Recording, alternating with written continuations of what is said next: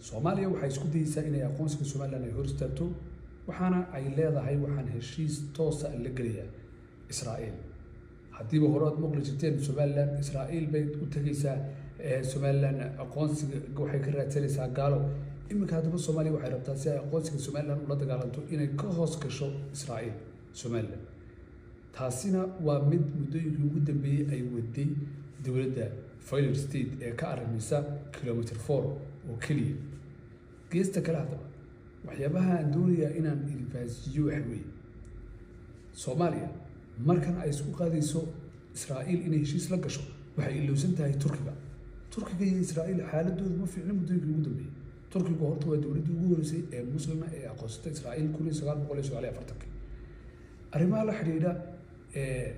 Turkiga iyo Israa'iil waxay Turkigu waxay ka gaadhay xataa inuu yiraahdo hawadayda ma isticmaali karto diyaaradiin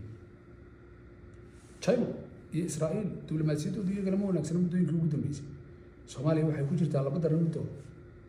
qofkii quudkooda goynayay ee quudkooda la dhinac taagnaa oo ah wadanka loo yaqaano China ay rabaan inay hadana ka dhinac baxaan Turkiga oo isaguna iska yeeshada Soomaaliya ay rabaan isagana inay ka hoos baxaan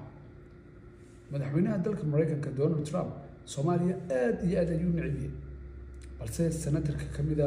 senator Ted Cruz ay rabtaa Soomaaliya inay xiriirka ay la sameeyso Israa'iil ay u fududeyso in la heshiiyo oo heshiis uu dhaxmaro Soomaaliya Mareykanka iyo waliba sidoo kale Israa'iil hore waxaan idinku sheegay Soomaaliya gudcur ay gudaysaa maadaama oo China ay dhinac saartay sababtoo ah China lacag xiriirta xitaa ma bixiyo 1 milyan buu ugu sawiraya wadigaarkii maanta inuu talo wixii baxay lacagta Mareykanka ku jiray Soomaaliya in la xisaabay balse imka wixii waa istaayay Soomaaliya waxay rabtaa inay Israa'iil heshiis ay la gasho heshiiska Israa'iil ay la galayso kaliya hal ujeedo galaysa oo ah in Somaliland ay kula dagaalanto aqoonsiga ay ka helayso wadamada Israa'iil iyo Mareykanka ay ka mid yihiin hadaba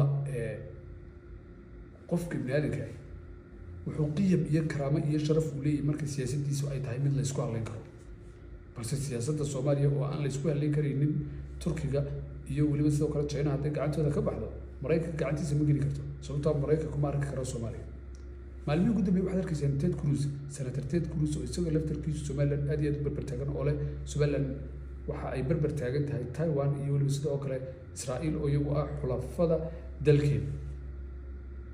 Soomaaliya waxay rabtaa daba inay dhexda kaga soo dhacdo arrintaas balse waxaan hadda ku boorinayaa madaxda xukunka haysta Jamhuuriyadda Somaliland inay u tagaan Israa'iil oo heshiis toos ah ay la galaan heshiis si toos ah loo wada arkayo caam Soomaaliya waxay isku dayday barnaamijka la yiraahdo Abraham Accord inay ka qayb noqoto bishii 7aad ee sanadkan ku jiro balse arrintaas waxay noqotay arrin ay waji gabax kala kulantay iyadoo oo safiirkeediina la soo iriyay isku daygani waa kii labaad ee ay rabto inay kula saaxiibto dalka loo yaqaano Israa'iil hadaba Somaliland iyada maxaa u meel yaala siyaasadeedu may toos u cadaato oo ay toos u gasho